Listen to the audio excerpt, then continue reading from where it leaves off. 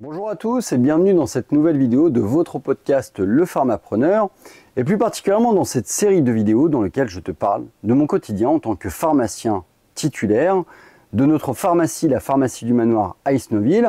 Dans ces vidéos, je te parle de mes différentes interactions avec mes patients, avec mes collègues, avec mon confrère associé Marco. Et puis je te parle également de mes relations avec les commerciaux, avec les différents représentants qui peuvent me solliciter dans la semaine.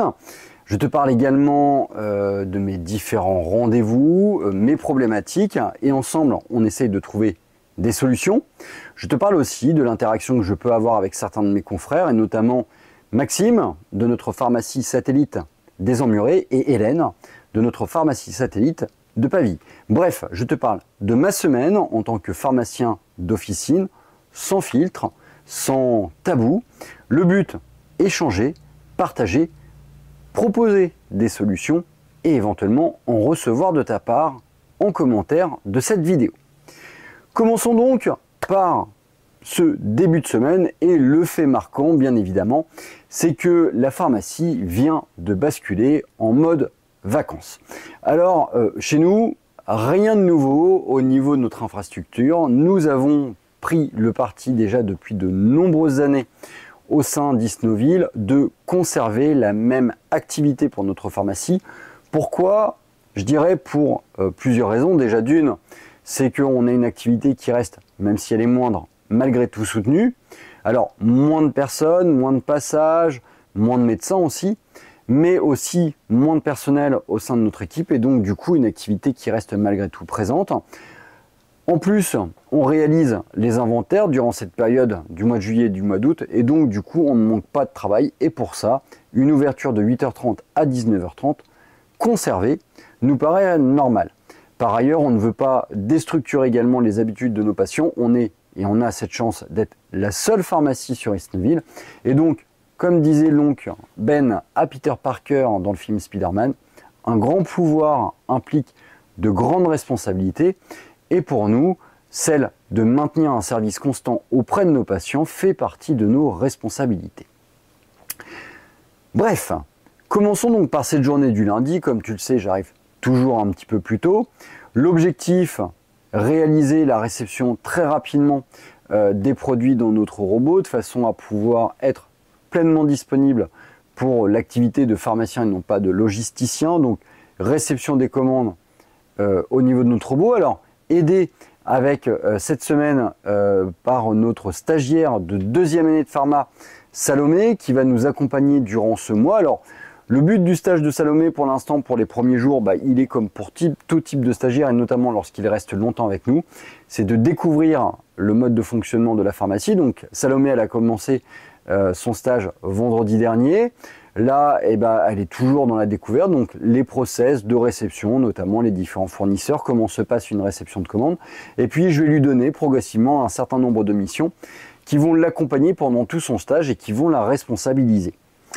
Réception des commandes, donc, du comptoir, bien évidemment, avec pas mal de vaccinations et notamment une forte demande au niveau des vaccinations Covid. Alors, je ne sais pas, en fait, si toi, dans ta pharmacie, pareil, tu as cette demande. En tout cas, nous, on a pas mal de demandes sur les vaccinations Covid en ce moment.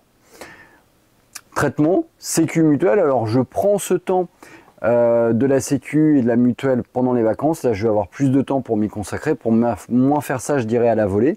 Donc passer un certain nombre de coups de fil, appeler les mutuelles, envoyer des dossiers en dégradé aussi. Et puis j'en profite également pour préparer le basculement de la prise en charge MGN. Alors je ne sais pas si tu es au courant au sein de ta structure. La MGN va changer de codification au sein de nos LGO. Ça va se faire en 2 phases et ça nécessite d'être préparé au niveau de nos outils métiers. Alors, j'ai eu également une longue conversation avec Adilis. Comme tu le sais, si tu suis régulièrement ces vidéos, je réalise une conférence, une formation avec Adilis sur la gestion des conflits au comptoir, comment bien les gérer, comment se positionner, comment éviter aussi qu'ils arrivent. Et au regard de mon expérience, au regard peut-être aussi de ma facilité à échanger, alors ce podcast bien évidemment aide, Adilis m'a proposé également de réaliser du présentiel, c'est-à-dire de me déplacer et de faire des interventions dans des conférences pour présenter la thématique en question. Donc, c'est très intéressant, c'est des journées entières. Par exemple, il y a une action qui va se passer au moment du Congrès national des pharmaciens qui aura lieu au mois d'octobre. J'ai été sollicité par Morgane pour pouvoir le faire. Alors, moi, je me suis positionné avec un petit peu de retrait. Je lui ai demandé de me laisser du temps. Déjà d'une, pour pouvoir réaliser pleinement cette formation. Et puis aussi parce que, si tu le sais, si tu suis cette chaîne, j'ai un certain nombre de projets qui ont trait à l'univers de ma pharmacie. Et pour le moment, c'est important. J'ai essayé de rappeler à Morgane pourquoi je m'étais rapproché d'Adilis. Pour moi, Adilis, c'est un engagement moral, psychologique. C'est aussi une manière de me pousser à réfléchir à ma pratique de pharmacien d'officine. Et c'est pour ça en fait que je me suis rapproché d'Adilis. Et pour le moment, je ne me sens pas encore soit légitime, soit prêt à présenter cette formation auprès d'un public beaucoup plus large. On verra. C'est l'un de mes gros challenges, je dirais, c'est de réussir à passer au-dessus de cette sensation, on va dire, de cette sensation d'imposture.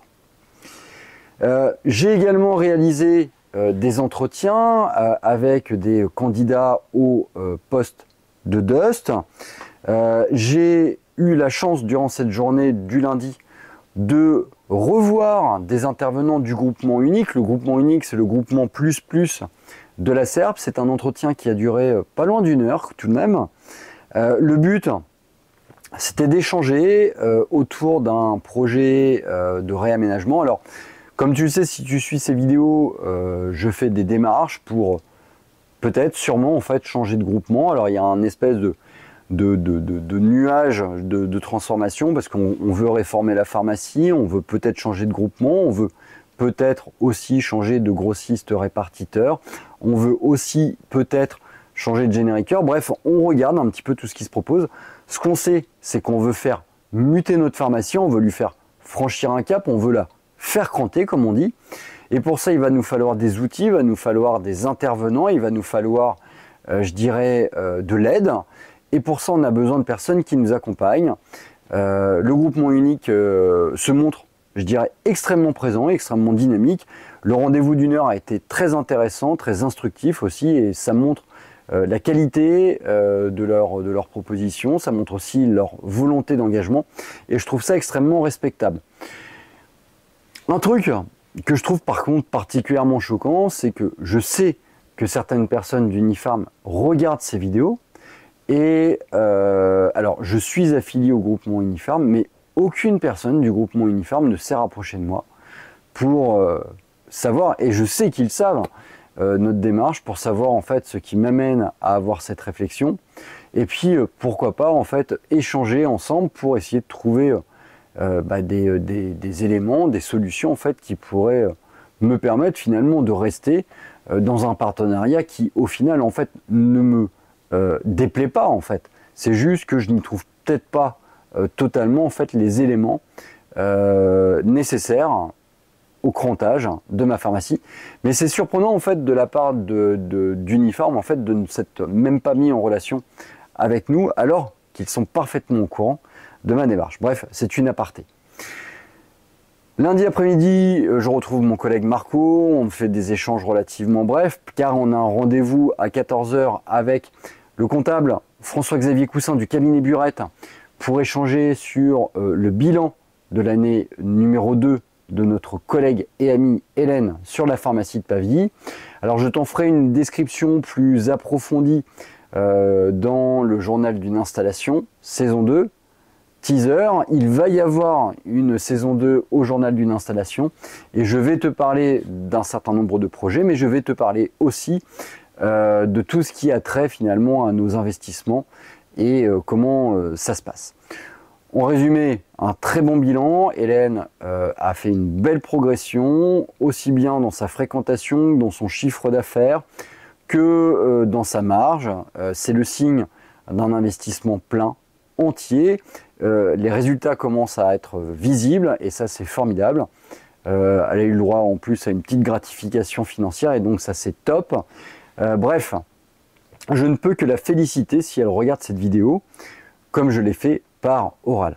On a eu une discussion aussi avec le comptable sur les grèves, et notamment l'incidence de ce pourquoi en fait les pharmaciens ont la volonté de faire la grève des gardes dans un premier temps, mais pas que. Voilà, et les constats sont les mêmes, hein, quels que soient les intervenants.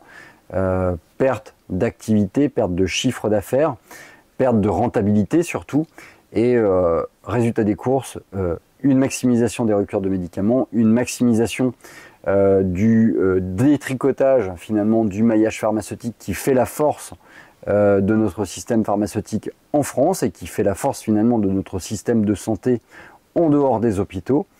Un vrai risque, aussi bien pour les pharmaciens mais également pour les patients.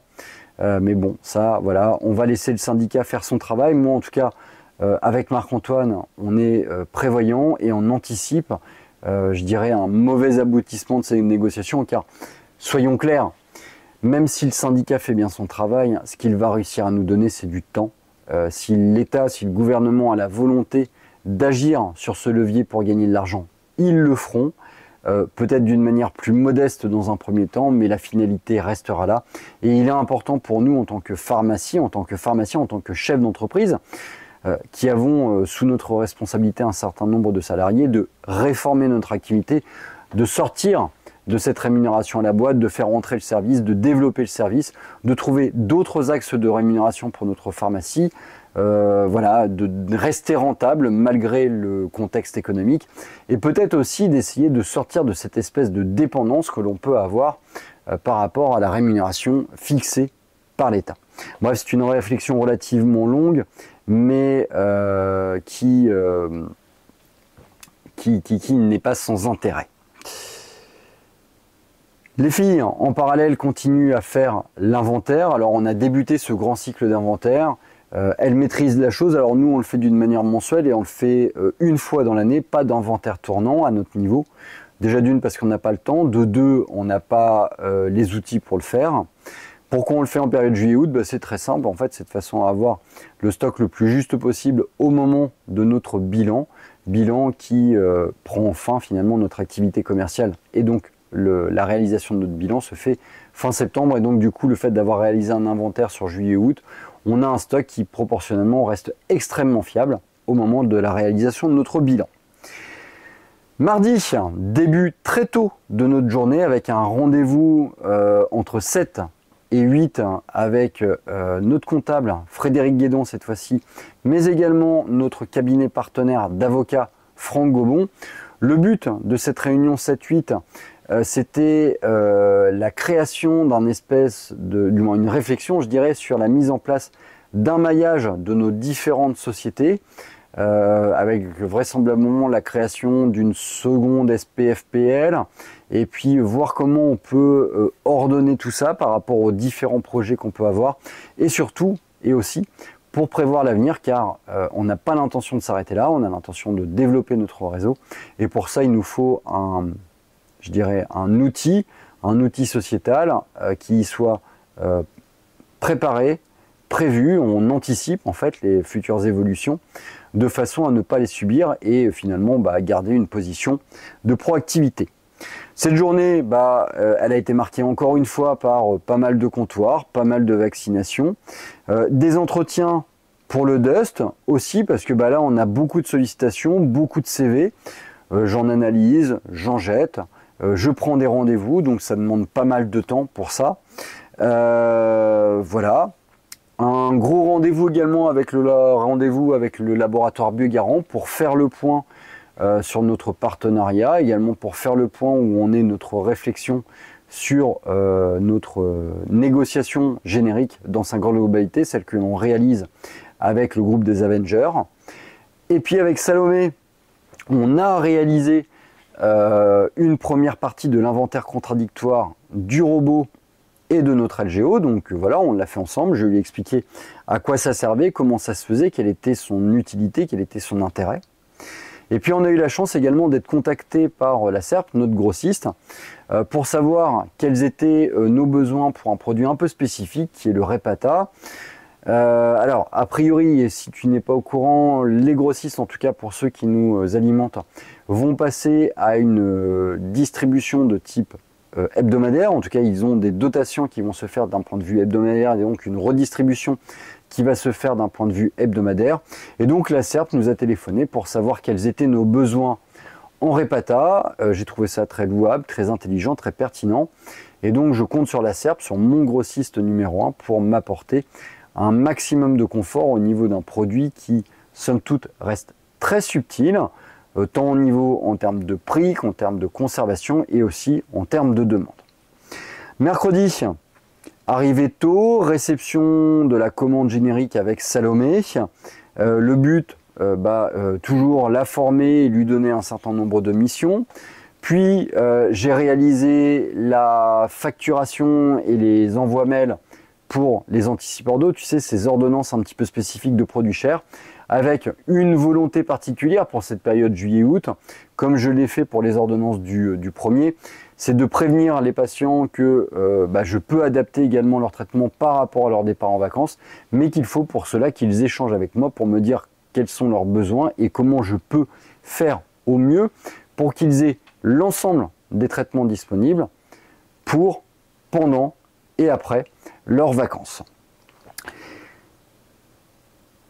On a réalisé également avec Salomé pas mal de rétrocessions pour la pharmacie de Pavie et notamment pour la pharmacie des Emmurés. Des rétrocessions sur le laboratoire Procter & Gamble. J'ai un rendez-vous qui est prévu dans 2 semaines avec le laboratoire Procter & Gamble. Je suis en phase d'inventaire. Le but, c'est de vider plus ou moins mon stock. Alors, c'est pas trop gênant pour Procter & Gamble parce que c'est de la commande que je reçois très régulièrement. Donc, du coup, je profite de la restro pour vider au maximum mes stocks et puis finalement déjà préparer mes futures commandes pour mon rendez-vous avec Procter & Gamble. J'en ai profité également pour réaliser les ordonnances vacances des patients qui sont partis en vacances et qui nous ont sollicité pour mettre de côté leur traitement en facturation. Également validation de l'action qu'on a réalisée au niveau des examens vis-à-vis du FIFPL de façon à nous faire prendre en charge cette demi-journée que nous avons passée à la fac pour faire passer les examens de 6e année. Échange également avec des apprentis, des futurs apprentis dans le cadre des rendez-vous pour leur apprentissage. Une commande inventaire également, avec Sanofi, mais en corrélation avec un inventaire, c'est-à-dire une petite commande chez Sanofi juste pour équilibrer les stocks le temps des vacances de ma collègue Mathilde. Et puis, de nouveau, un nouveau cycle de balance sur le robot LGO, ça va se faire en plusieurs phases, avec Salomé. En ce qui concerne la journée de jeudi, comme tu le sais, moi le jeudi matin, je prends du temps pour moi, pour aller courir, pour gérer mes affaires personnelles, les futurs rendez-vous chez le notaire, mais également les projets qui ont trait à la pharmacie, notamment pour le projet qu'on est en train de développer actuellement et dont je te parlerai dans le journal d'une installation saison 2.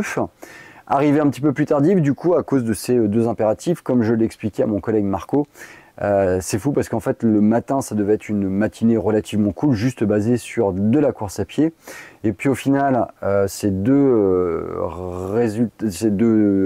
on va dire rendez-vous téléphoniques m'ont pris quasiment 1h30 et au final j'ai eu l'impression d'avoir une matinée extrêmement compressée pour au final rien faire de plus de ce qui était prévu, si ce n'est en fait traiter de l'imprévu. L'après-midi, rendez-vous avec le laboratoire Chauvin pour faire un petit point en fait sur les différentes commandes, pour faire un petit point également sur mes besoins. Gros rendez-vous avec la SERP, avec ma commerciale Mélanie, ainsi qu'avec le directeur d'agence Hervé.